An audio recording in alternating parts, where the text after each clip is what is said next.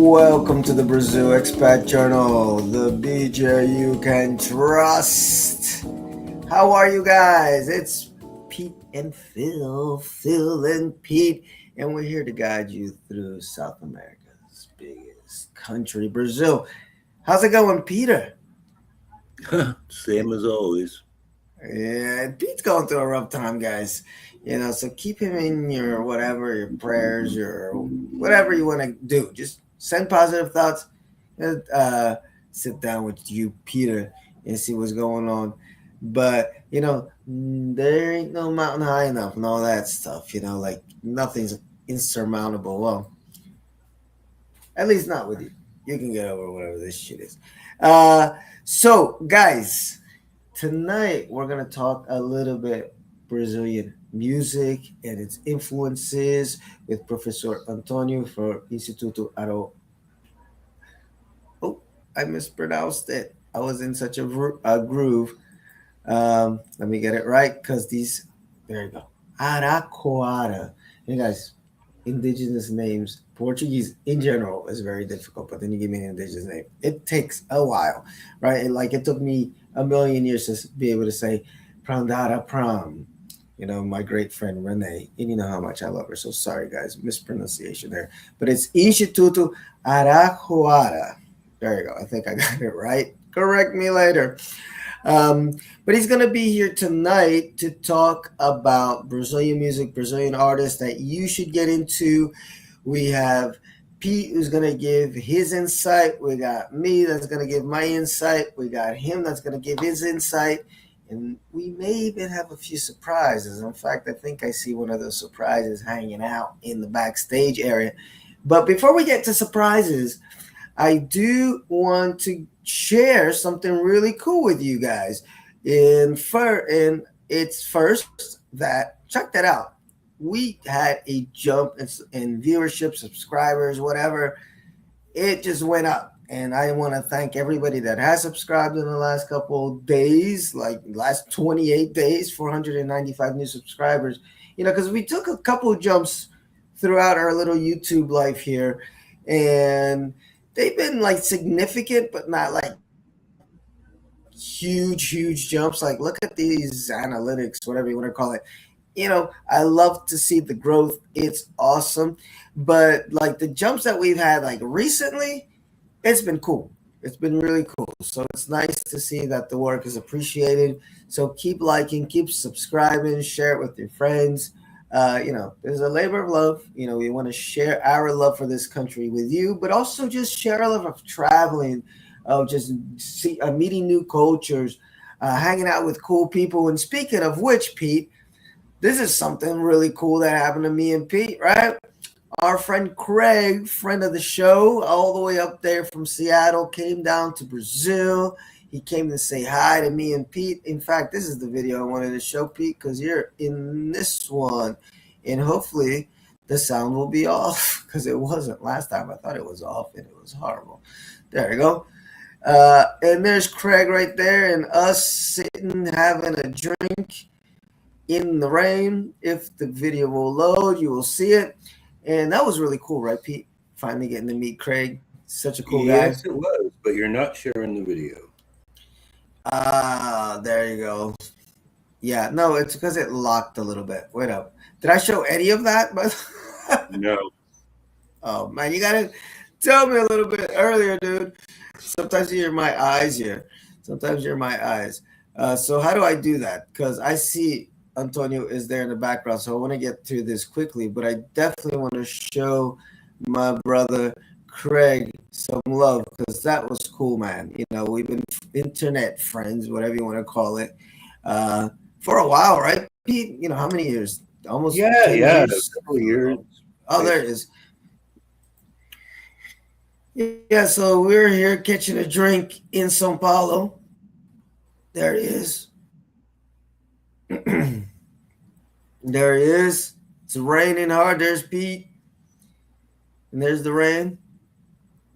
There's a little bit before we met up in this cool little bar area. Like this little area here, some really cool bars. And one of them's got like this Nordeste theme. It's really cool. This caipirinha was delicious. Oh, there it is.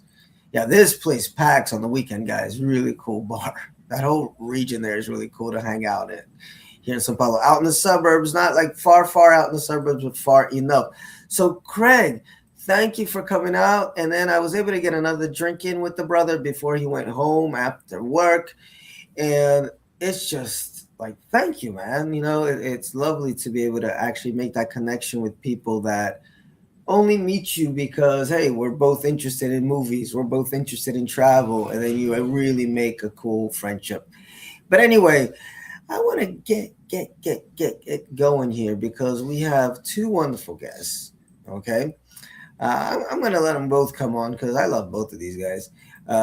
Antonio, I've only met recently, but he was recommended to me, as far as somebody to really talk to and get to know about Brazil and its culture, and especially coming from the side of an indigenous culture. And if you haven't listened to that show that I did with him, that thing was magnificent. It's one of those that I listen to again and again because, as I said, sometimes when you're in the middle of like producing over here, mute this, that, like you're listening, but you're also multitasking. And then when I can actually listen to the replay, and I'm like, man, that was some jewels. That was some jewels that he was dropping. So listen to that show. I'm going to link it on this video. But tonight he's here to talk about something else.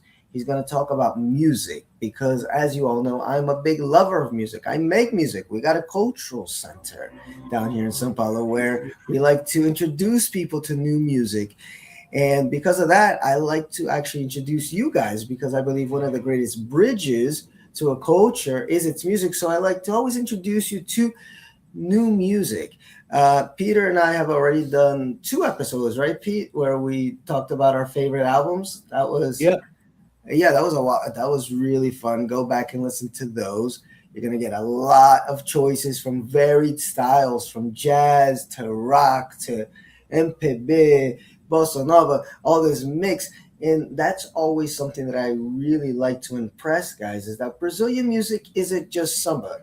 And that's not a knock on samba because samba is amazing, right? So that traditional Brazilian beat rhythm is incredible, but that's not all it is. And I don't know whose fault is that, what gets, imported, exported as far as music. But I get that some countries, they like to import just whatever is their biggest, most easy to understand rhythm, and that's what gets big. But when you come down here and you see how, speaking of large, how big Brazil is, how many different cultures it's composed of, you realize that samba is amazing, but that's just the start of the journey, right? I mean, you can. Oh, Pete, that cough is rough. I'm gonna mute you. I'm gonna put you in timeout. Wait up. And so you start with the samba, but even inside the samba, it's like if you're into American music and you like the blues, there's so many different types of blues, from Chicago blues to Delta blues, and then is it fast, is it low, is it mixing with a little bit of jazz? Samba's like that. So you can spend years just going off of that tree. But then you realize, wait, there's a rock scene down here too. And it's a heavy rock scene. It's not just a copy of, something the Americans made. No, it's something very much Brazilian. And then you realize, hey, there's forró. What is forró? What is this? And then you realize, hey, there's electronic down here too. Or is it funky music? Where is it? Funky brega? And man, and then your brain explodes because then you realize there's heavy metal scene down here, and it's not a copy of, no, it's the Brazilian version of, So I always try to bring that to you, and I hope that we can do that tonight because you're going to get varied opinions. You're going to get Professor Antonio here. Marcos is on the channel, so of course he's going to have his comments. Pete's got his choices. I got my choices of the artists that you need to put on your Spotify list right now. So guys, I've talked a lot. I want to hear you guys. Sorry, Pete, that cough was a little rough in my ears, but you're back on, brother. And hello, Marcos. And hello, Professor Antonio. Unmute yourselves, please, and say hello to everybody. You guys hello, there? everybody. Teacher Antonio here. So, Hey. I'm glad I'm back. What's up, brother? What's up, Marcos? Boa noite. What's up, my brothers? How are you doing? Boa noite. What's with the Portuguese, man? What's You know I like it, right? could it be that Marcos is here to talk a little bit about Portuguese really quick? Is that possible? I think that's Exactly. gonna happen. Yeah, I'm very happy to be here again. Yeah, and yeah, so me and Phil we decided that sometimes, not sometimes, we try to make it like something very recurrent to speak about a little bit of Portuguese language. Yeah, as this is a Brazilian Portuguese channel. Yeah, some tips, some small tips about Portuguese channel, Portuguese language. Yeah, so I'll be here. Maybe every time that we have a podcast, I'll be here. It'll be a pleasure, Phil. Do it, brother. So give us a quick tip. A quick tip. And especially think about this, Marcos. We're talking music tonight, so maybe something that can help somebody that's never listened to Brazilian music before because they think, oh, the language barrier. Like maybe a sound that they need to get used to, or maybe a phrase that they'll hear a lot in music that will help them learn Portuguese faster. Think about it on that angle. Yeah, and as I told you, I would like to think about one letter. Yeah, this is the letter R. Yeah, because we have some crazy pronunciations and different pronunciations about this letter. Yeah, and Yes. this helps a lot, like a lot. Yeah, because we have, for example, three kinds of R that are very strong in the whole country. Yeah, we have Yes. an R that is very from the interior of São Paulo. Yeah, that sometimes you make it feel. Yeah, sometimes you call me Marcos, right? This R, Ah, Marcos. the R, the Mm-hmm. porta. Exactly. The That's my porta favorite one. R. That is my Mm-hmm. favorite R. It is.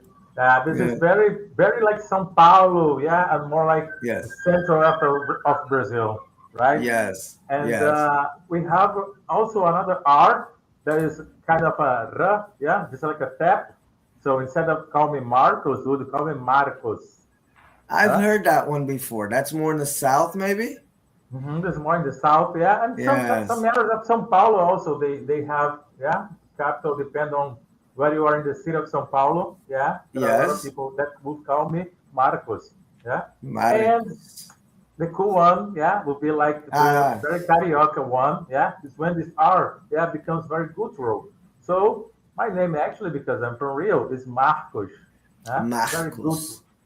exactly, Yes. almost like an H, but it's very guttural, more like a French R, I would say. Yeah. No, that makes the Carioca English, at least for me, one of the hardest to understand in the beginning is if people speak very fast. When I was first in Brazil, it was very far north, was very hard to understand, like Recife, Mhm. northeast, I should say, and Carioca are the two that took me the longest. Salvador, all those for me were kind of easy, but those two, the hard Nordeste and the Carioca, I was like, what are they saying, man? I have no clue. I think it's Peter, interesting. I think it's interesting. Just one thing, as talk to me. I think the French students, they say they find it easy to understand cariocas more than other people. For example, Ah, okay. I think the R's and the S's and the T's. I think French and Portuguese, of course, you can understand easier. Uh, you speak English. I think it would be always be very difficult. Always speaking in Rio de Janeiro. I got you. Antonio, if you can turn your volume up. I don't know if you're on the phone or not, but you're coming in a little low. So just get a little bit closer if you can. Okay, can do. Peter, I wanted to ask you a question, man, because you are a lover of Brazilian music. We all know. And when you're listening to it, because I know your Portuguese skills are limited, but you have some. I know you know how to communicate, get around. How much of the lyrics do you understand as you're listening to the songs? It depends on the artist. I get the general gist, I think, of most of them. I mean, some of them, like, I like Christian, the death metal band. To be honest, I don't understand anything they're saying, but I don't understand a lot of what most death metal bands are singing about anyway. So it's not really that important. But like I I distinguish certain words and get the general idea of the songs. Um, it's not really that important to me. It's just something that I've developed the ability to do over the years. Good examples, Matanza, for example. That I mean, they have certain lyrical themes, right? Like their songs are all Hmm. about drinking, fighting, and fucking. So it's not really that difficult to pick up on. You pick up good Uh, vocabulary. yeah, Velas Virgins. I've picked up a lot of vocabulary from them. Their songs are Yes. very raunchy. Yeah, that's actually where I Very. learned So the drum a let lot. me ask Marcos. Let me ask Marcos. I'm gonna throw it back to Marcos. So on that theme of like, what words do you think people would learn most in music? Like, what's your top five Brazilian like phrases that you think are a lot in music? Wow, you cut me completely. Wow, that's a good I mean, one. I'll go with look. I'll help you. I'll go with an easy one. Eu te amo. I love you. It doesn't have to be anything complicated. So, I mean, I learned a lot of Portuguese through music, so I know music helps because a lot Mm-hmm. of basic phrases are repeated. So, eu te Mm-hmm. amo, very Yeah, but easy. I in love the you. yeah, in the same sentence, yeah, eu te amo can be also eu amo você. Yeah, that means the same. Yeah, but you can have both like phrases. Yeah, both sentences meaning the I same thing. love you, yeah, which is makes Portuguese complicated. Why? Eu amo você. I love you. That would be like I love you and me love you. I don't know We you. talk I don't up. We know. talk up. It's weird, Can, but anyway, but I we can love talk it. I'm about it. saying, look, guys, weird for me is like things that I love. So it's no shade, no shade. But what's another one we can think of that you hear a lot in Brazilian songs? Help me with this one, Antonio. Come on. One I sentence think. that Go mm, ahead. I that think we vai can use. amanhecer or vai surgir. You hear a lot of vais, so you learn that vai is like for the future. Vai acontecer. You hear that a lot. Yeah, vai amanhecer is a one. It's one good sentence that we can Yeah. easily find when because Eh, it's related to the end of the party and when the sun is rising. And yes, vai mhm. amanhecer, things are gonna be renewed. So the guy was all night samba and drinks and yeah, vai amanhecer. That's something that we can find easily. It's a nice lyric because it's very much the Brazilian spirit too of party, and also vai amanhecer can also mean like there will be a new dawn. Like don't be so Yes, sad. So it's a very yes. hopeful uh, type of phrase that you hear a lot, and um, I don't know. I mean, the last one I would just say pay attention to Eu Sou. You know, if you're listening to Brazilian music to learn the language, because Eu Sou is the what you're gonna use to say I am. You know, Yeah. but I am in the adjective sense. I am happy. I am sad. I am this. I am that. So Eu Sou, Eu Sou. There's a lot of songs that have. Well, Mm. actually, one of the famous ones. What's his name? Eu sou a nuvem. Yes, this is Gita from Gita. Raul Seixas. Alsatians. Yeah. So Yeah. if you want to practice your ill souls, listen to that song. Because every line is ill soul. He's like, I'm this, I'm Yes. that, I'm this. So anyway, guys. So let's get to the nitty gritty, guys, because I'm anxious to talk about these artists. You can see a bunch of them there on the screen. And we're gonna start, let's see, I believe with my man Chimaya. Guys, Ooh. Chimaya is literally the man. He was born in 42, unfortunately died young in 98. He's a pioneer of Brazilian soul, funk, R&B. But with his style, you know, it's American black music influence, but it's Chimaya. And he's got a lot of famous albums. They just came out with a re-release of some of his stuff from the 70s. And I always tell fans that maybe you're still afraid of the language barrier, which, come on, guys, it's 2026, but I get it. But this re-release of some of his 70 albums has a lot of his stuff in English, and it's really quality music. And he's kind of famous also for being kind of wild, right? not showing up to things. Sometimes he's going. Antonio, tell us more about this figure, because he's more than just a singer. He's like a figure in Brazilian culture. Yeah, Tim Maya started very young as part of the romantic scene in Brazil, together with Roberto Carlos, Oh, the let's not talk king about him.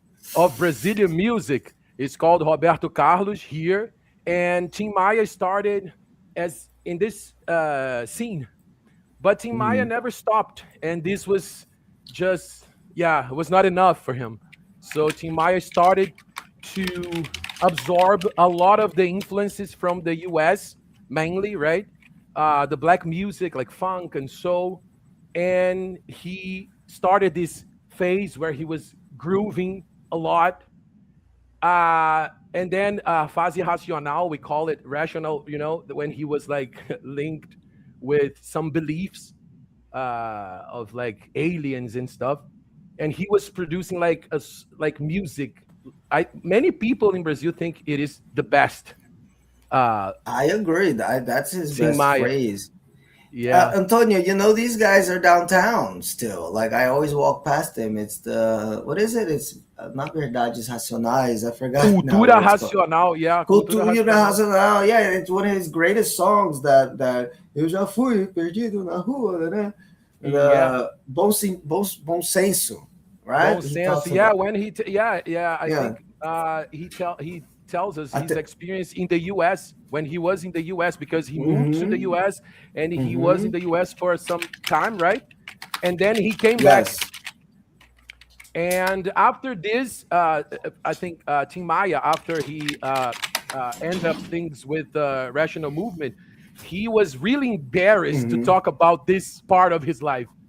So every I every time know. someone was coming, hey Ting, let's talk about the rational movement, he was no, no, sorry, because yeah, musically speaking, it was awesome, Are but you he cutting out a found little out bit? that yeah, Mm-hmm. can you hear me? Yep. Hey, Now you're back. yeah. So Yeah, but we after got it with that. He yeah, didn't like to talk about this part. Yeah. nope. And after this phase, I think he got the most popular phase that he had in Brazil when he started Mm-hmm. singing. Yeah, more like when he became the MPB artist, Yeah. and then he got like extremely popular everywhere with Descobridor dos Sete Mares and Yeah. other hits that we still hear. We can still find out everywhere we go, every party you can find Tim Maya. Yeah, guys, I think for especially for the American listeners, they'll kind of understand if we say, imagine Stevie Wonder in his Yeah, 70s, like Inner Visions phase, where he was just wild and funky and this. And then as he moved into the 80s, it's not that he was less Stevie Wonder, but it was a little bit more polished, a little bit more pop.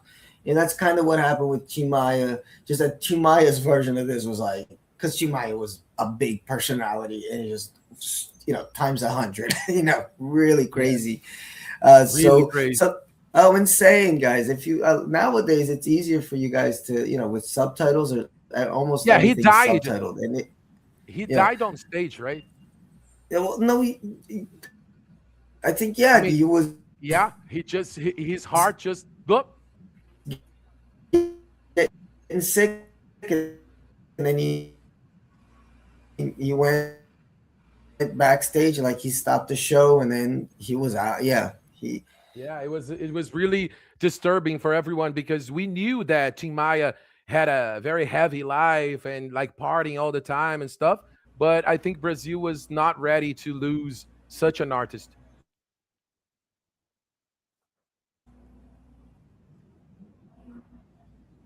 Yep. Hi. Here we are.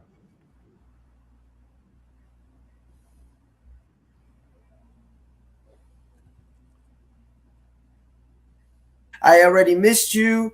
I've done a lot of wrong things. I've already asked for help. I've already slept on the streets, like Antonio was saying, when he was up in the US. But reading, I reached common sense. But reading, I reached common sense, which is this rational illumination, which is this whole phase that he got into. But guys, this song is a Brazilian classic. It's such a great song. Antonio, go ahead, bro. Let me just say about the Brazilian rational culture act. He has some words, some lyrics are in English, so you can understand. Also, it's like a Yes. it's a nice travel to be there.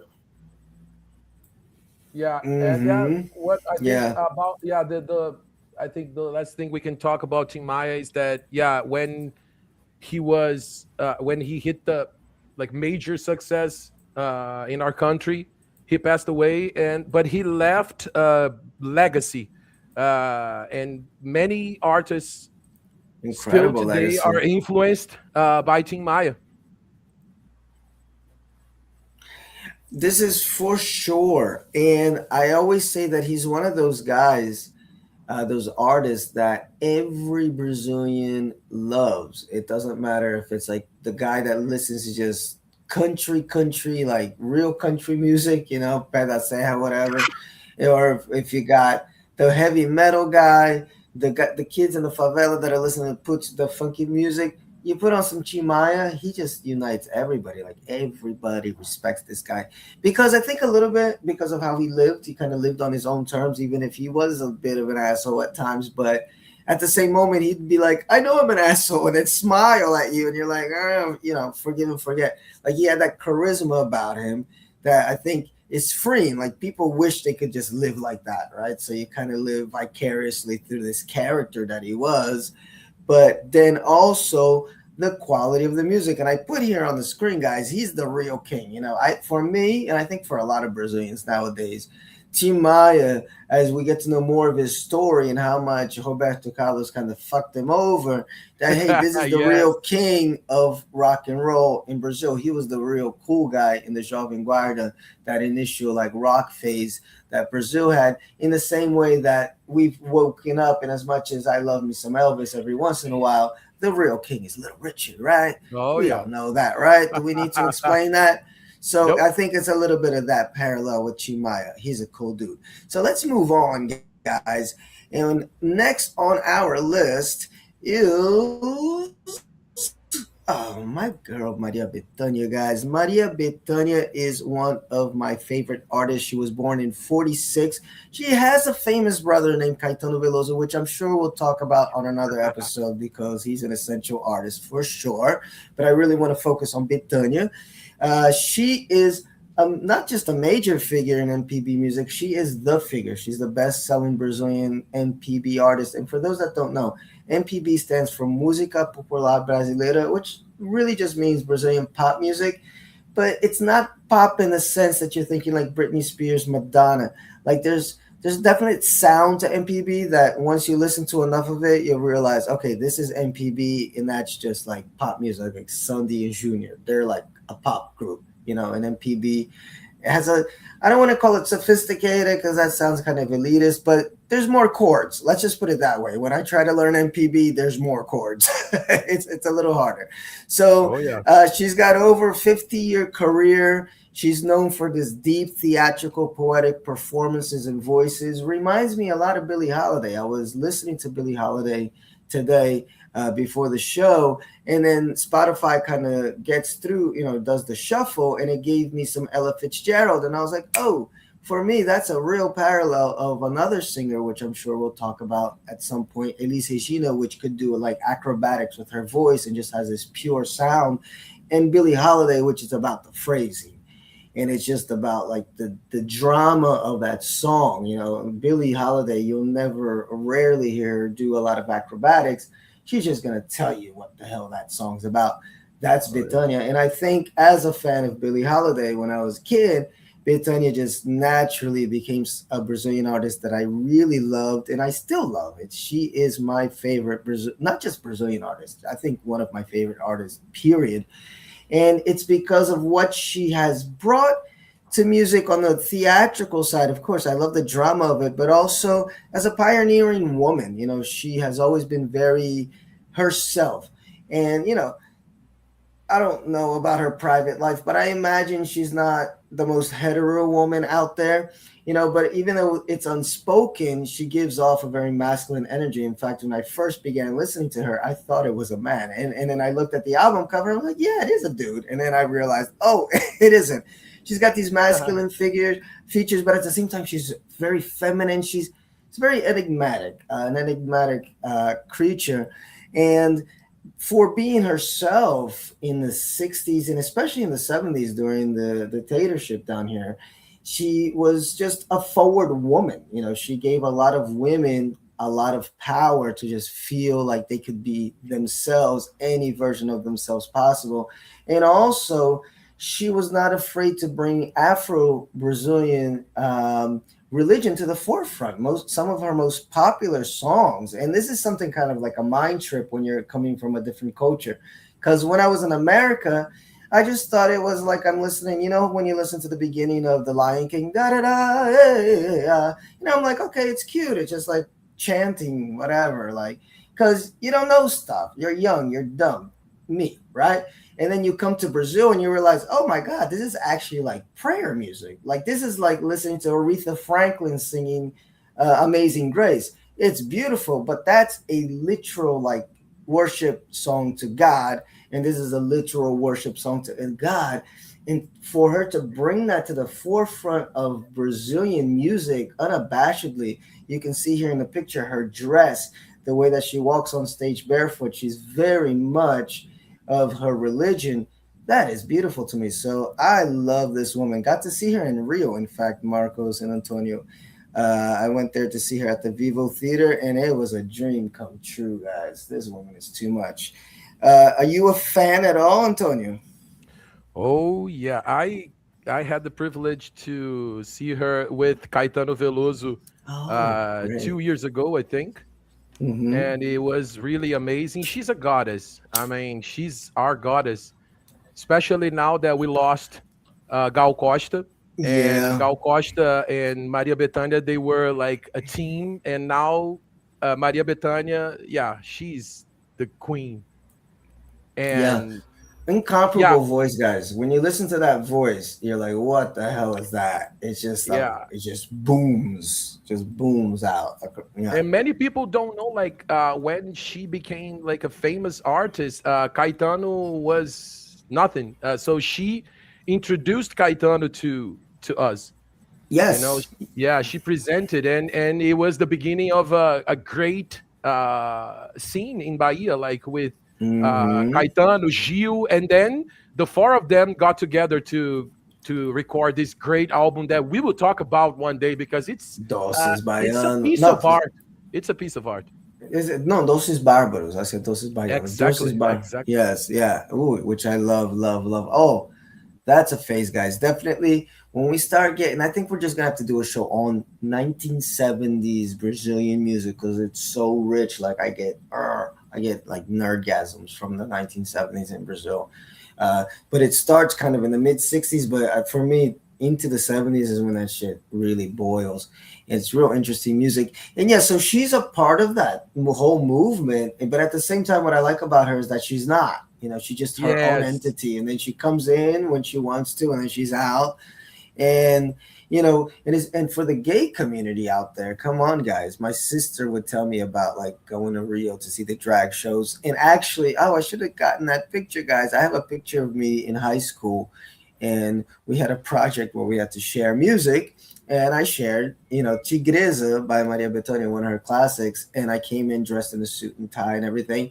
And slowly I did a strip show and I had a dress underneath and a wig on. And I did a Bethânia drag performance for my Wow. high school choir because this bitch is the truth. She is something else. Pete, and she's got a couple weird songs you might dig back in the day because I know maybe that's not your type of music, maybe a little too cabaret for you. You ever dig Maria Bethânia, Pete? No, to be honest, it's the first I've heard of her. I definitely Okay. know Caetano, but no, not I'll heard of her send before. you. I'll send you some stuff that you might dig. I'll send you some stuff. You ever heard Patti Smith, Pete? Of course. Yeah. So imagine Patti Smith's voice, very masculine, very macho. That's Bethania, but then with like a tropical feel to it, with the Brazilian feel. and it's just her phrasing. And depending on the song, she gets heavy sometimes, like that. Oh yeah. What's that one, Antonio? Rainha dos Raios, Rainha dos Raios. Ah, that you're Tempo talking bom. about Young Sung. Dun, Yeah, dun, dun, dun. Yeah, young son. Dun, dun. Oh man, amazing. I'll send you a version of that, Pete, with Rita Ribeiro. Rita Ribeiro is an artist that's been influenced by her, and she does this electro samba, like where she hit like mixes kind of hard rock with this. I think you'll dig that version though. I'll send that to you later.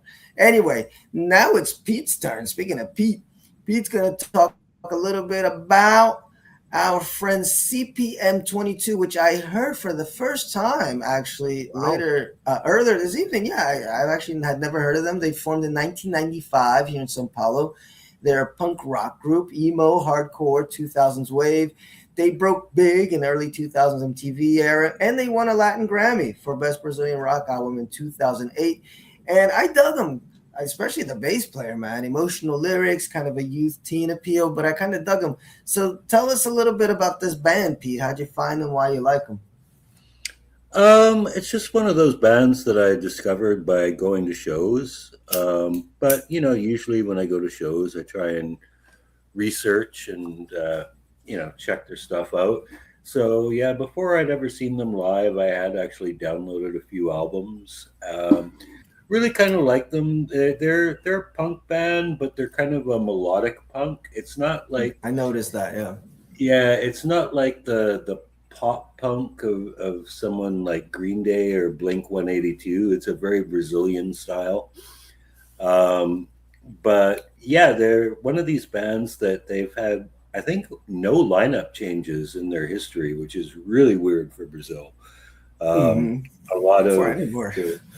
yeah, a lot of band members, they they go on to get real jobs because music isn't paying the bills. But these guys have had a fair bit of success.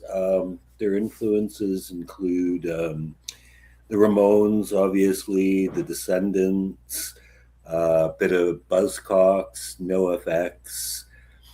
Um, No, I dug them, Pete. But you said something interesting, which I thought immediately as I was listening to them, is that you said like they're like not Green Day-ish, whatever, but Brazilian, and that's the key. Like I couldn't put my finger on it, but as soon as I listened to it, I'm like, this isn't just a copy of Blink 182. This is very Brazilian, even though at the same time it does have that pop punk sound to it. And that's what I appreciate about these bands is that they have just this little extra, you don't know, maybe it's a little bit more rhythm and the bass playing, whatever it is. Like, what is that, Antonio? What makes hockey nacional, which they call it here, national rock, not just rock? What do you think it is? yeah, they have some great hooks too. I mean, Mm-hmm. they write great sing along songs. Yeah. Last time I saw them was actually at Oktoberfest in Yeah. Parque de los Lobos, Mhm. which was a giant ripoff, but I went to see them. And yeah, I mean, the crowd was just all singing along. So No, they they're have these, very poppy. They got a yeah, big, they have big these songs audience. that involve audiences.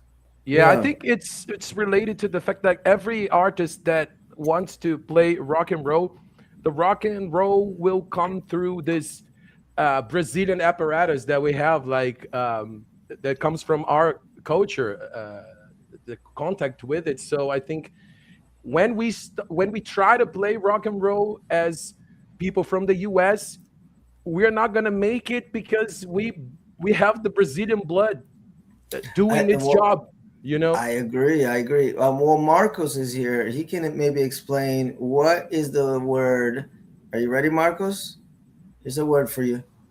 Sim. Gingada. Gingada. What is that? Because I believe it's just the gingada that you have when you play. You just got that extra gingada, man, in the wrist. Gingada, but can be also ginga. Yeah. Or And ginga. Yeah, what is that? yeah, sometimes you can say it's a swag, maybe. Yeah, but it's more like that. Mm, Yeah, more than that. mm, Just a swag. For example, when you're doing yeah. capoeira, the movements, yeah, is this ginga, you know. So it's that Mm-hmm. really that idea, the movement, but not only like your body, but also your body, yeah, but your mind that is like flowing through places. Yeah. So I Mm-hmm. think yeah, it's totally. what makes like this punk rock like this. And I have something to add about some punk rock. Go Uh, ahead. there's some bands that should be listened to, like for real. Yeah, one is Mm-hmm. that Inocentes. Yeah, Yeah. Yes, there's yes, also Cólera and Olho yes. Seco. Yeah, very Yeah, good. I've Cholera. seen them all. Oh, yeah. Cólera, Pete's the rock guy, man. He's seen all these bands. Olho What's the Seco last one? also. Olho Olhos Seco. secos. Yeah, don't forget. Olhos secos. Olho Seco, no, just one. Olho Seco, singular. Olhos. Oh, sorry. Well, sorry, guys. I put it Olho in plural. But Seco. Yeah, like dry olhos eye. seco. Yeah, Dry eye. Yeah, Olhos seco. yeah. There you go. Uh-huh. And don't Guys, forget, yeah, no. Ratos de Porão, of Oh no, we're course. gonna talk about them. We're gonna talk about them. So Yeah, hold Ratos off. de Porão is something They're huge. coming. Yeah. They're coming. They're coming. Okay. They're coming. But I But And think I got some. okay, the last one. I The got last some one for me stories. just I got some stories. Don't spoil it. I nice. got some stories. I found out Nice. some The stuff last one, about the last João one I would Gordo. put also there is Garotos Podres. Yes, Oh yes. yes. They're a Garotos. Yes, tough. yes. They're No, a no, tough we're gonna act have to more capture. episodes, guys. We're gonna have more episodes, and we're gonna talk. Yeah, Yeah. yeah, Ooh. yeah. No, we're gonna Punk talk a rock lot of rock episode. in future episodes, guys, because I Yeah, have fun with the and music. pitch. But here we I go. would give a So shout out to next Deadlift as on well. this list here, next. Okay, now we are Wait, guys. now Let's move now on. we Let's move hit. on. Ooh, Let's now move on. Let's move on. we hit Yes. high. So let's introduce here this guy. It's Jorge Benjor. The He's king. born in 1939. Yes. Creator of it, guys. It's something that he calls samba hockey. It's a mix of samba with funk, with rock. It's speaking of gingada and swing. This is the guy. He's just loose. He's just like everything just comes out. You probably know his song Mais Que Nada. You know, probably played a lot during the World Cup. You know, Sofia Maravilha played a little bit on the World Cup. And what's that one? Uma para uma. Oh, Mango, that was also in the World Cup. So you've heard George Ben, and actually you probably heard him because Rod Stewart stole one of his songs. If you think I'm sexy and you wanna love me, that's a George Ben song, and George Ben won that lawsuit against Rod Stewart, Thief, and you know he plays that guitar, man, and he just rocks everybody's world. So tell us a little bit more about George Ben Joe. Just to say that this most music that was stolen is called Taj Mahal, just like Taj the Mahal. yeah, just like the castle there in Mm-hmm. India. And it talks about this beautiful story love of the Shah Jahan prince for the princess of Mahal. Yeah, it's Taj Mm-hmm. Mahal. So this is the Yes. music it's about. By the way, let me just cut in really quick just to say hi to Vic Grimes, who's listening in, and he said first heard of Tim Maya at the hip hop exhibit. And guys, if you get a chance, I think it's still up there at Sesky. I have a video of it on my YouTube of the hip hop exhibit. It is rocking. And Vic Grimes, by the way, is Craig that we talked about at the beginning of the show. So thank you for coming down, Craig. So come on, Antonio. What's up with George Benjor? Why people got to listen to this guy? This guy started with the Beatles, together with the Beatles, 1963. And yeah, the first album when he had Mais Que Nada released. So Jorge Ben, I think like many black artists in Brazil, they know that Brazilian like black music wouldn't be the same without Jorge Ben. África Brasil, África Brasil is like one major album that it's gonna be like forever thing. He's just amazing because he developed his own way to play and his own way to sing, his own way to write his lyrics without rhymes. Sometimes he seems like he's just saying a bunch of stuff from a Brazilian scene. So sometimes he sounds like a chronist, you know, like Jorge Ben. I cannot even measure the importance of this guy for our culture. He's amazing. Exactly. And you know, the way that you're describing the way that he's singing is why he's another guy that even folks that are into rap, hip hop, funk, he's respected by everybody, but even more by the rap because he was kind of like the start of that. Like I don't know if anybody's out there is into Joe Scott Heron and maybe some Winston Marsalis. It's just like it's funky, but it's laid back. That's Georgia Bain. In the way that the lyrics kind of would come out, it becomes kind of a genesis of what later you get a Manu Brown and all these guys that are putting it into a hip hop beat. So he becomes almost a father of Brazilian hip hop in that sense that I think he really influences the way of the singing and the way of the delivery. And it really changed everything. The same way, again, I keep referring back, guys, to just so you can get something to like grasp onto. But these guys have no comparison. They stand on their own. But again, just so you can have some type of an analogy, think of the importance of Bob Dylan to American music. Before Bob Dylan, after Bob Dylan, the way that he sung, the way that he let the lyrics come out, the way that he would just like Antonio was saying, just kind of describe stuff around the house, but it would be interesting because you're following the rhythm of the song.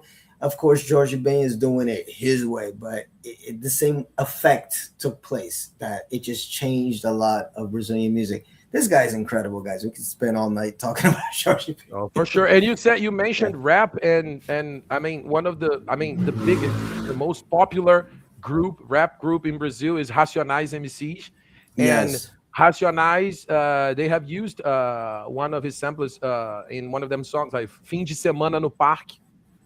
They have this sampler from Jorge Benjor because yes, he is a reference for every artist in Brazil, for sure. Yes, still influences people to this day. Still today, he's like touring around. He's like 80, more than 80 years old now, and he's still, yeah, touring. And he's still moving around. Oh yeah. Yeah, I haven't had a chance to see him. And the thing is, guys, I think a good way to get into Georgia Bain too is just pretty much buy any of his live albums. Because then you're gonna get a nice mix of like his whole career and all his like, quote unquote greatest hits. And then you start digging into the albums or go right into the album, find out, Google top 10 Georgia Bain your albums and just have fun. But live albums, I think he's one of those artists for me that when I listen to his live stuff, it's like, whoop, it just goes next And his level. band, yes, because his band, a banda do Zé Pretinho, his band was always insane. Yes, no, his band is tight. It's like James Brown tight, guys. He's next level. He's next level. All right, speaking of Ratos do Porão, here comes Peter. Just before, let me talk about Jorge Benjor just real quick about Please. Yeah, and Portuguese. Yes. When you notice he's singing, it's very important that you notice is that his words, his last words, yeah, in a verse, he always makes something like pa pa pa da da da da, yeah, and this idea of this rhythm that the stressed syllable, yeah, is the before the last. This is very Brazilian Portuguese, yeah. So pay attention to that, yeah, for our listeners here. You have to pay attention to the lyrics and how the lyrics are sung, yeah, and this intonation in the syllable that comes before the last. Okay, this is very important. He's carioca, right? He's saying? It's carioca, yes, of course. Yeah, so I think that's what keeps it easy, man, light and easy. No, he's something else. But all right, guys. So now we got some ratos. I'm gonna practice my different R's, Marcos. So it's ratos do porão, and we got Peter here. Come on, tell us about these guys. But first, let me intro them. Sorry, guys. I was getting something here. Sorry, so I got a little distracted for a second. But Ratos do Porão formed in 1981, the year I was born, in São Paulo. So another São Paulo band, and that's why for you lovers of rock, come to São Paulo. São Paulo is a rock city. One of Brazil's most important punk hardcore rock bands. They blend punk, thrash metal. The frontman is João Gordo, who just recently got arrested for some marijuana.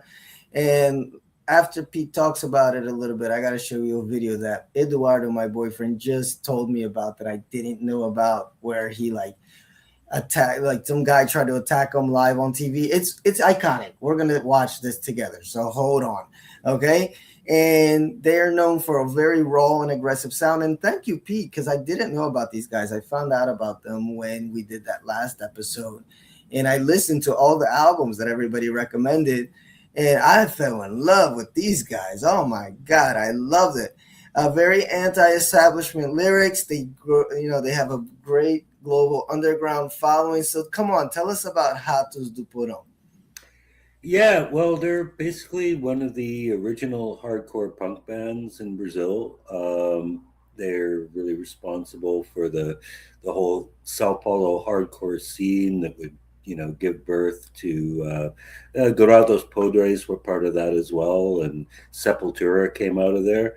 And that's the thing, like they're considered, I guess, a punk band, but they're really like even before suicidal tendencies. I think in North America, we tend to think like Suicidal Tendencies was one of those first bands where it's like, are they punk? Are they metal? But long before that, Hatos de Porão was doing that. Like they were the original crossover band. Like they were hardcore punk, but they were also kind of thrash too. Like their music has a very metal sound. In fact, I think like in the late 80s and early to mid 90s, they really went in a completely full metal direction. So that's really their big legacy, that they were one of the first bridges, not just in Brazil, but anywhere in the world, between punk and metal. And yeah, they're very aggressive, very anti establishment, very respected by Extremely. a lot of musicians outside of Brazil. Who, back in those days, you had to like trade tapes with people that you met in fan magazines and whatnot. So it was not easy for a lot of people to get a hold of their stuff. But the people who did get a hold of their stuff were obviously very heavily influenced by it. And I'm sure that extends to Suicidal Tendencies, a lot of the early thrash bands that came out in the mid 80s. Um, Big influence on both punk and metal.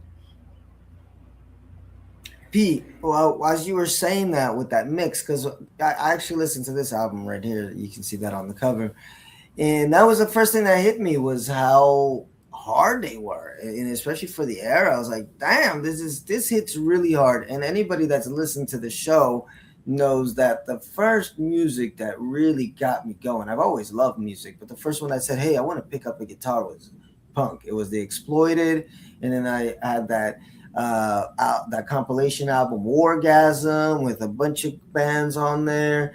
And so like punk is my intro to like I want to pick up a guitar and make music. So this album just hit hard. But I hadn't heard anything that hard like a long time, Pete. And then when you look at the date, you're like, what? It's really hard. I loved it. Yeah, Yes. yeah. This was back in 1989, and they actually recorded it in English too. So I think this is really what got Yes. them some international exposure. And yeah, it's quite political. A lot of songs Very. about corruption, a lot of songs about the environment, pollution, Mm. So, and that's why I love crime. punk music. It's basically like all the shit that makes Brazil tick, all the shit that makes people pissed off about living here. Sometimes they channel it Yes. all. Oh, wow. And guys, that's why I love punk because it's just angry protest music. Go ahead, Antonio. Yeah, and they wanted to stay like underground. I think that's what was really cool about the band, about João Gordo, because João Gordo was an MTV host. Like for many years, he was very popular, Yes. but he never tried to make Ratos de Porão like a pop punk band. He never changed the sound of the band. He never wanted to profit from like MTV. So I think the best thing of Rato de Porão, the political side, and also they remained underground. So check this out. Just because you mentioned that, guys, we're gonna watch a video together. Get your popcorn because this is pretty wild. This Bring it iconic on. television music. Yeah, I might have to pause it every once in a while, guys, so I don't get caught with like some copyright claims. So forgive me for that. But I did download it, so it's gonna the it's not gonna lag as much. But yeah, so my boyfriend was like, "Yeah, well, I love him. I respect him just because of the fact that he went off." he went off on this dude here, and you're gonna see what happens. This dude apparently is upset Oh. that he's upset that João Gordo might have like sold out. He's like, dude, you sold out. You used to be cool, da da da da. Now you're MTV host. So they start a little fight. Check this out. So it starts right about here, and I'll translate it as we go. So they're just having a little chat, right? Nothing too crazy so far, right? And then all of a sudden, dude pulls out a box. He's gonna pull out a box in a little bit. Oh, there it is. He's got a box, and he's like, "What's in the box?" And he starts taking out like, weapons and stuff. You see there? He's taking out like an axe and taking out this and that. And look at him. João Gordo's like, "What's going on?" He asked him, like, "Did you bring this here so I can stick it up your ass?" Which I love, by the way. But wait a second. It gets heated, man. It gets heated.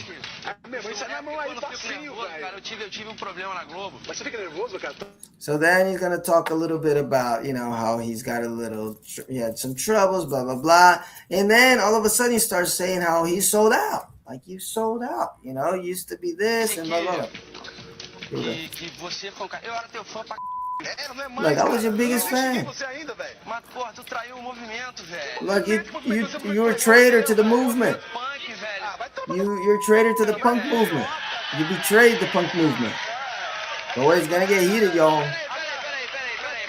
This is real live TV. Yeah, and then João Gordo got really pissed. Yeah, wait, you're gonna see. Yeah. Oh, look, he gets up and he's got the axe. Guy broke his table. Like, he's crazy? Are you crazy? You're crazy? You can talk over it, Antonio, so we don't get copyright. That's why I keep talking. When he said that the guy betrayed the movement, things got really hard. Yeah, I know. And then finally the security come.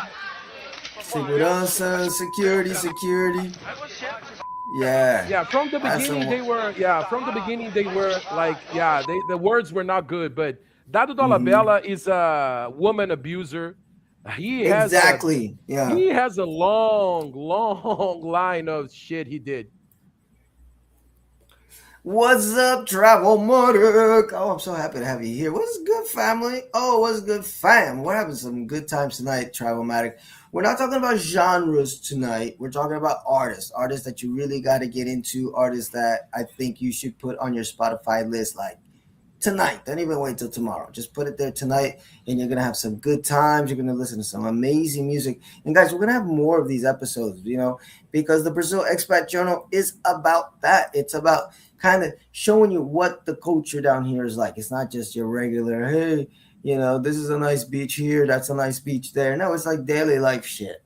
And daily life is music. Brazil is a musical country in a way that you have never experienced before. It's not to say that other countries don't have great music, that other countries don't express music. But Brazil, it's like you hear music everywhere, in the metro, on the bus, on your way home. You end up singing yourself. You're like, damn, I'm singing. I don't even know why. Because Brazil is such a rhythmic country, a beautiful country. And I think it expresses itself best through its music, even more than through its words. Although Portuguese is also a beautiful language, which helps the music become very beautiful too. Which is crazy because when you hear the Portuguese in such a harsh environment like punk rock, it just turns it into something totally different. And it's so cool. Did somebody say, yeah, so we're not talking about funky music, although I love funky music, but we're not there right now, brother. Right now, we are going to talk about another artist, and I believe it is back to, who is it back to? Wait up, guys. I made a little mistake here. Let me get my little slideshow back. But we've talked about so far Chimaya, Maria Bethânia, CPM. What's that band? It's CPM 22. CPM 22, which was new for me. And then we talked a little bit about the wonderful Jorge Benjor. And then now Ratos de Porão. We're going to end the night talking about a very influential group in Brazil. And then later we'll talk about one of the singers of this group. group for sure. But now we're just gonna focus on Os Mutantes, the Mutants, probably one of Brazil's most influential bands. Uh, and they were formed way back when, way back when. Let me get my notes here, guys. Oh, I got a little distracted. I'm sure Marcos knows why. Formed in 1966, they are a key band in the Tropicalia movement, which we've talked a lot about here on the group, but we're going to have a formal Tropicalia show, guys, where we're just going to go down the line because we've given it to you in pieces and pieces. In fact, I think I was talking about Tropicalia, last episode or the episode before. But within this movement, there's some major figures, and Os Mutantes is one of the most, important figures in there. And one of the key members of the group was a singer named Hita Lee, which we'll definitely talk about in later episodes. Very important figure in Brazilian music. What's their style? Psychedelic rock, experimental pop. They're known for this very wild, innovative sound, studio experimentation, and they've influenced a whole lot of people from Kurt Cobain, which reportedly wrote a letter, to one of, I think it was the guitarists in the band. I forgot. Antonio can correct me later. Where he was going to pay them $1 million, just like reunite, just do one show. It's almost like ABBA. Like everybody just wants ABBA to do one reunion tour. Os Mutantes, please, And they've influenced Beastie Boys, Beck for sure, like a lot of that 90s alternative that was like rock mixed with like beats and hip hop with a little bit of electronic. You can thank the Mutantes for that. That's all stuff that came from Brazil, okay? And it just arrived really late in the US. So it sounded like they were making that shit up themselves. No, they were getting it from Os Mutantes. What do you got to say about these guys, Antonio? Because you probably know even more than I do about them. Okay, wait. Yes, I mean, Os Mutantes. I think, yeah, psychedelic is like the like the minimum we have to say about this band. I Mm-hmm. think when they have many phases. I think in the beginning, they sound a lot like Pink Floyd from Sid Barrett phase. Yes. You can see stuff like from the Piper at the Gates of Dawn, and also Beatles, the Fool on Yes. the Hill thing, you know. Mm-hmm. But they the sound changes throughout the time, right? And Arnaldo Batista gets really That's him, yes. bad. Yeah, he gets in a bad situation. You have the band reformulated, and then his brother becomes the leader, and then you have like this very rock and roll phase. Tudo foi feito pelo sol. In my opinion, the best album from Os Mutantes rock and roll album is Tudo Foi Feito pelo Sol.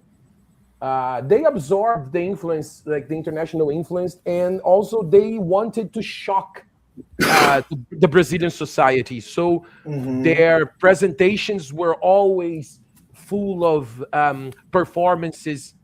And Mm-hmm. yeah, I remember once they did something like one of them were like eating the meat from the bone, and then the other would put the bone inside a glass of Coke, and the other would drink. It was like always very crazy. It was Mm-hmm. always to shock. And Rita Lee, like looking like an angel, like the white angel, but doing things that everybody was like, come on, not possible. Yes, It was very very, risque. very important to have the mutants in our history and our music history. I And agree. yeah, and they were produced by the biggest, right? João Gilberto, Caetano Veloso, everybody was there with them. Yes. And I remember when I discovered them, and it just changed my whole world, guys, because up to that point I had just heard, I'm not knocking any of these artists because they're amazing, from whether it's Djavan, Caetano, but you kind of get the sound. It's, kind of a pop sound. You can, melodic, you can get into it.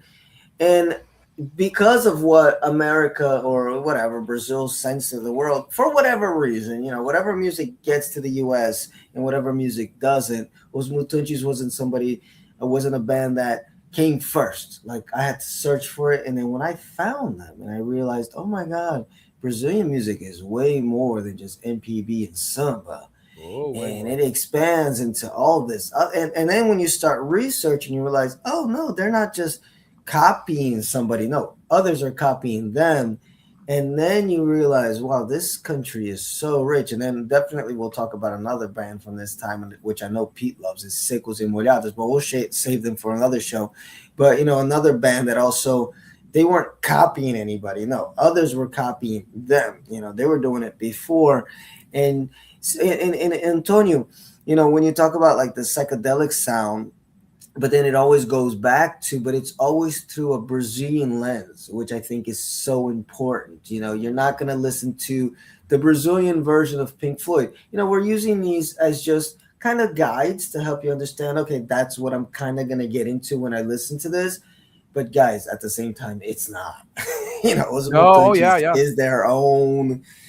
Oh my God. Yeah. For What a sure. great I band. mean, when we talk about like Pink Floyd and Beatles, like at that moment, I'm talking about like experimenting, trying to sound Different. weird, strange, Yeah. trying to challenge people's people all the time. They were trying to challenge people, so they were not delivering this soft and very digestible music. No, they were trying to challenge us all the time. But yes, the Brazilian elements are always there. So it's not a Yes. copy. It's something Hmm. very original. Exactly. Pete, you got any words for Os Mutantes? Yeah, I'm not actually really a big fan. I'm Mm-hmm. not a psych rock fan myself, so just the whole psychedelic scene isn't really for me.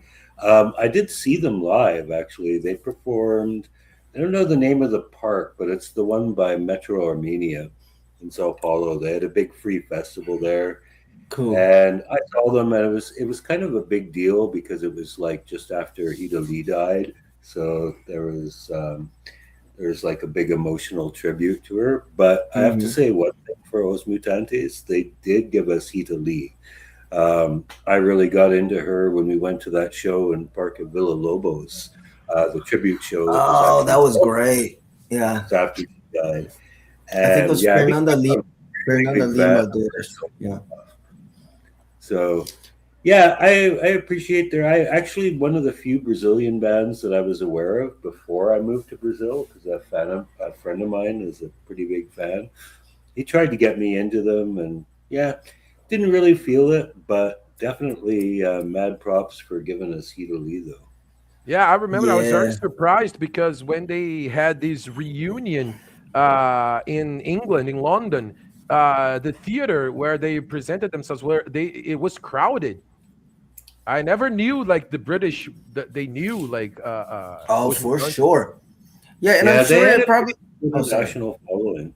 Mm-hmm. No, I was just kind of out of the loop. I think I was the one that was out of the loop, but they're super big. I mean, Kurt Cobain was a huge fan, you know.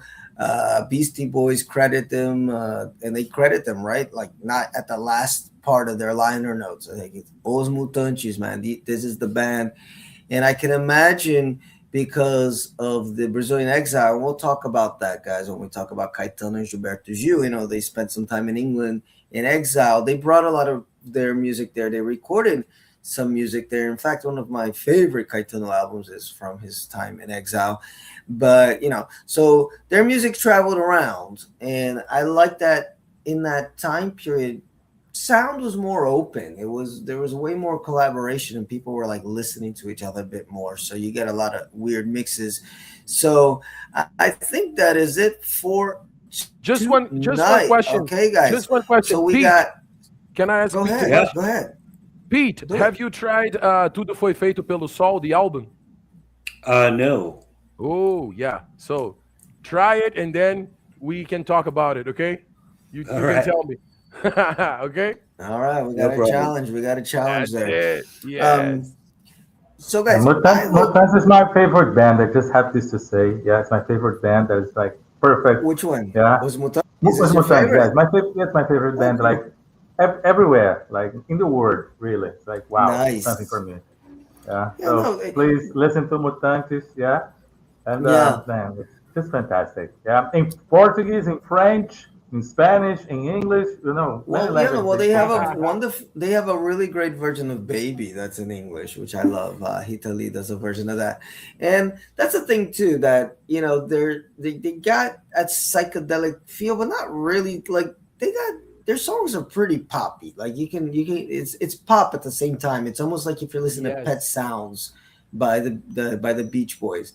It's just that it's a little bit more experimental. That album is experimental too for a pop group, but I think Omuta just takes it a little bit further, but it's still very pop elements are there, like harmonies are there. So it's not like you're jumping into like Yoko Ono territory or anything like that. Nothing wrong with that because I love Yoko, but it's like more Beastie Boy, not Beastie Boys, Beach Boys kind of experimentation, but going just a little bit further. Strawberry Fields Forever Beatles phase, but just going even a little bit more, and it's a nice trip. It's a very nice trip. So we got Trevor Maddock here. He says Sel Georgi is my favorite, and we didn't talk about him. He's definitely on the list of people that Oh we yeah, will talk about. I was Yeah, about to say like Trevor Medic talked about Seu Jorge here, and I think we could have Seu Jorge for a whole show you because still this there, Trevor guy, Maddock? yeah, this guy has a career that we can fill the whole episode of this with Seu Jorge for sure. For sure. Let me see if Travel Maddox's on. If Travel Maddox's on, I send him the link over here. We love it when Travel Maddox pops in, man. He's a good dude. Maybe he can tell me a Sal George story. We'll extend it just for him, just if he comes on. We'll extend it a little bit to Sal George. And he's special to me, Antonio, because he was the first live act I saw in Brazil. I remember that night clearly. It was the birthday of Brazil, the anniversary, and they had a free show down in Praça da Sé. So that was also my first time in downtown São Paulo, really just kind of hanging out with my friend Ana, and she took me to see Seu Jorge. And the stage Wow, was set up in front of the Sé Cathedral. Man, man. Man, think of like special nights. Okay, so look, Travelmatic's smart, man. He said, I'm waiting on the full show. So check this out. Next time we do a music show, Sel George will be on, and I'll message you. I'll let you know. Look, tune in this night, okay? Oh And we'll yeah. talk about a lot of Sel George. Very intelligent musician, very cool musician. Say, oh no, he's on. Okay, no, we stay on for Travelmatic. Come on, brother. What's up? Oh, he's waiting for the full show. So Jorge review. Yeah, there are a lot of things to talk about. So Jorge, since he started in Well, here Farofa we go. Carioca until today. What's up, Travelmatic? What's up? What's good? We'll give Sel George a little love here at the end of the show. We'll, Yeah. Give my guy some love. What's good, panel? What's good? what's good, man? Where are you right Well, now? Because you're all over the place. I'm in Where are you in the world? Puerto Rico. Wow. Puerto Rico. Nice, man. And what are you doing out in Puerto Rico?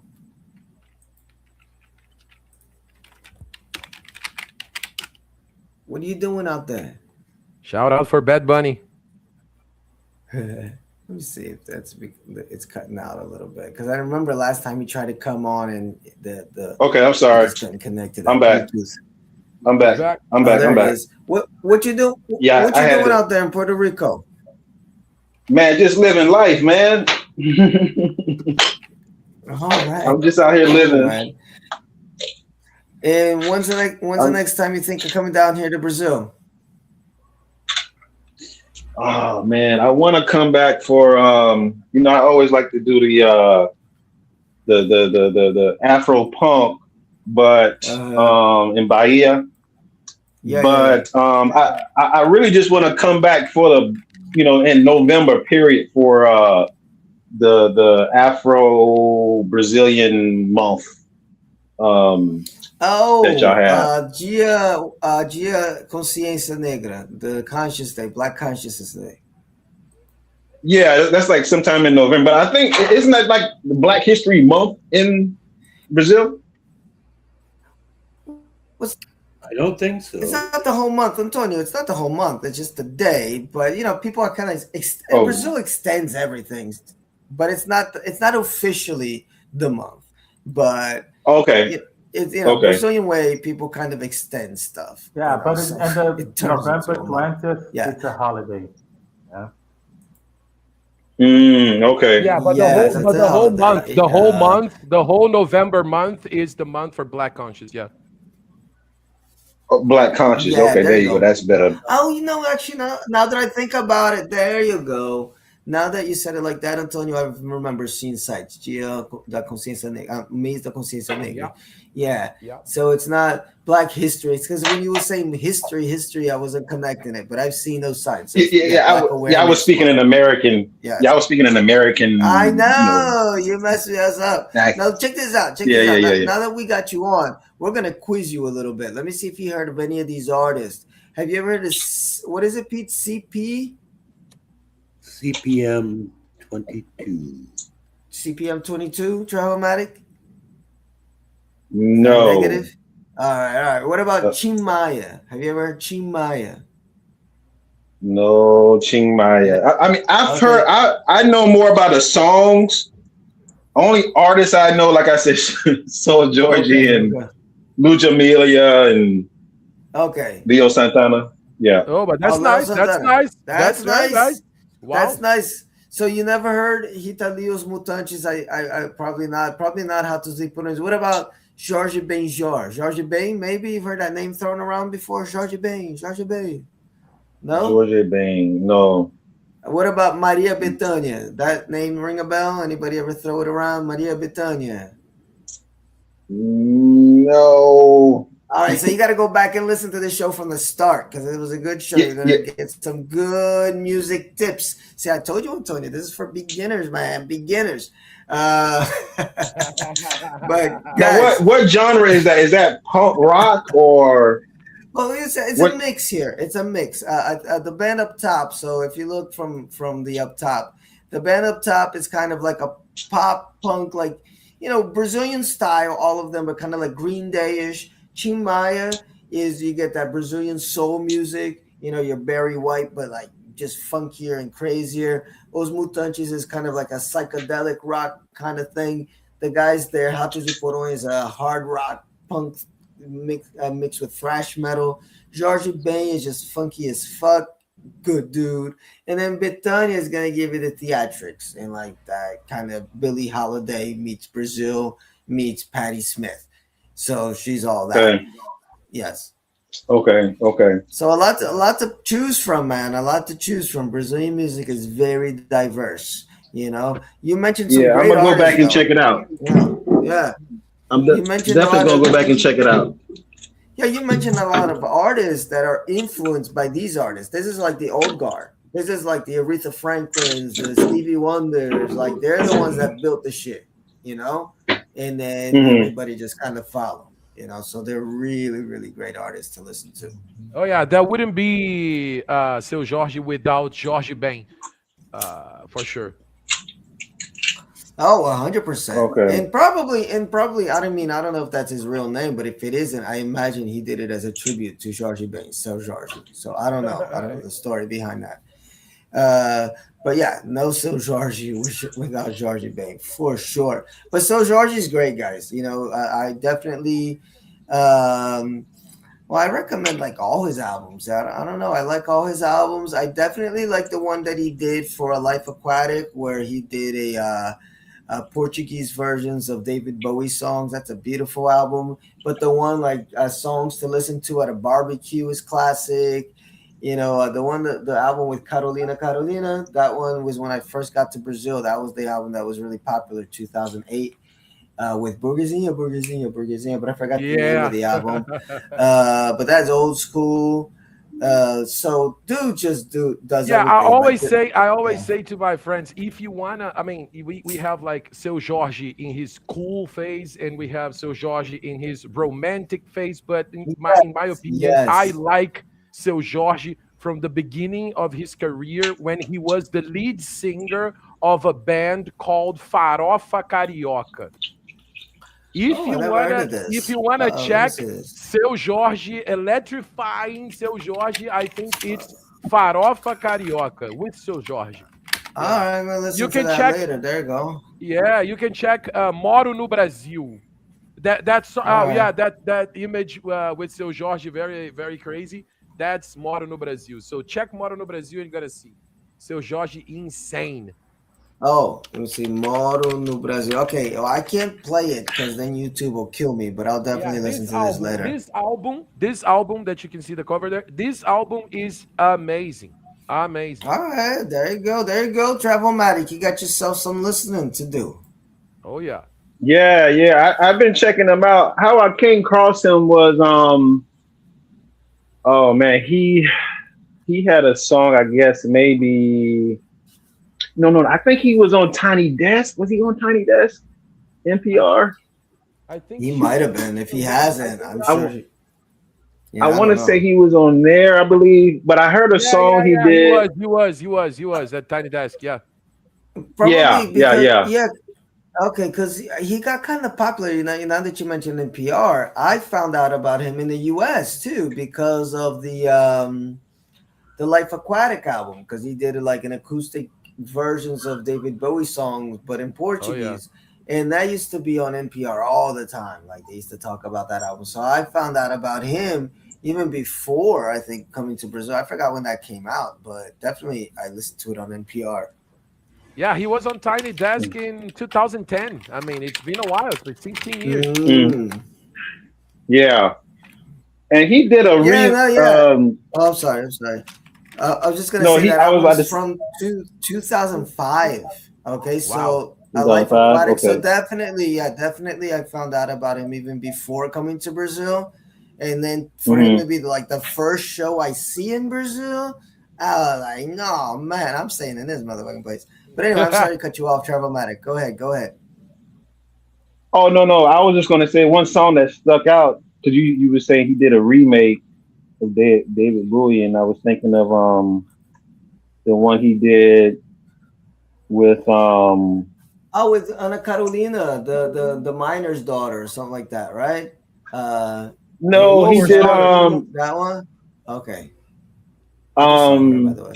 what's the jazz artist he's like one of my favorite jazz ones Miles Davis, in the Grover Washington Jr., um rains in the it never rains in not rains George gosh he Benson, played the xylophone George what's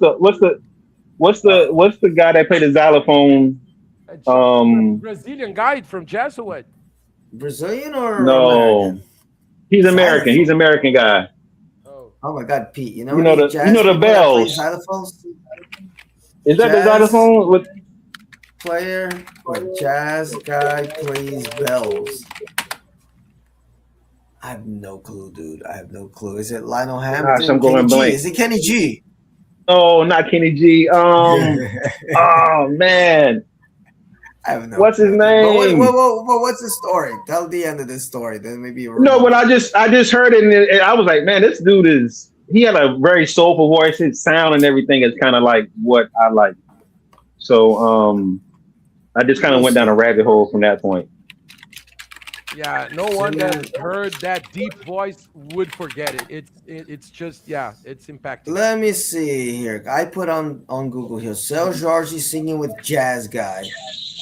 Well, that Yeah, he didn't was really in help. Montreux, right? He was in Montreux in Yeah, so let me 2005. see. Oh man, I'm forgetting the dude's name. Jazz. Let me see here. I put on ChatGPT. Yes, Sel George. He had this song Almas. Members include Pupilo, Nação Zumbi drummer, Thievery Corporation album Saudade. Was it no, not Stan Getz? Jojo Bear? I don't know, dude. I have no Yeah, idea. Stan Getz So if was you, like Milton Nascimento, I think. Stan Getz. yeah, that was way before. Yeah, Stan Yeah, Getz way did a way lot of before. stuff with Brazilian artists, but newer artists, I don't know. Like of Seu Jorge's time, like somebody, I have no clue who that could be.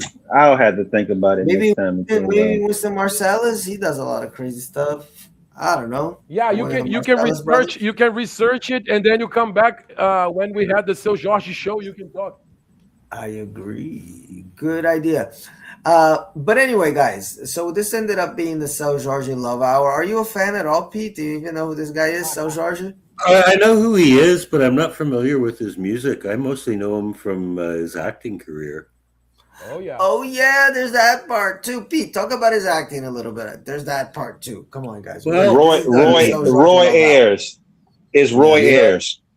That's what it Roy. was. Yeah, he was. Oh, I He got was you. Knockout Ned in City of God, which, if you've only seen one Brazilian movie, that's probably it. So he was huge in that. He also played a revolutionary leader against the military dictatorship in Margalis, which was kind of an interesting choice because Seu Jorge is a black guy and apparently Margalis wasn't. So apparently some people took exception to that, but it's a really good movie. And yeah, he's been in a lot of Brazilian cinema. He Good was in actor. Carandiru too, wasn't he? In Carandiru, or am I mistaken? I believe he was, yes. No, Yeah. Carandiru. Also a classic. Carandiru, yeah.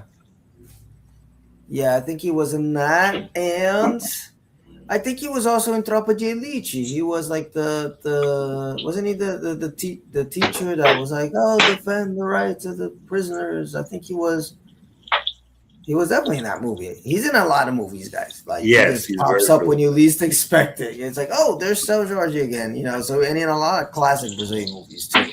So very talented actor, musician, all around. Just apparently seems like a nice guy too. So hopefully it stays that way because everybody kind of digs São Jorge one way or another. So guys, we're gonna wrap it up a little bit.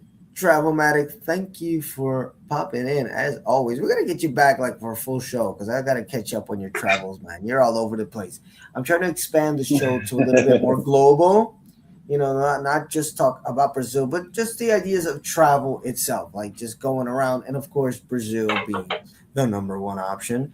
But I'd love to have you back and just talk about traveling in general, things to consider, places to go, blah blah blah blah blah. All right, so hope you we can do that in the near future. Definitely. And you guys that are here listening, thank you so much. I'm trying to get this screen here to work. My StreamYard went all funky. I want to see the boys here. Where are you guys? Oh, well, there you go.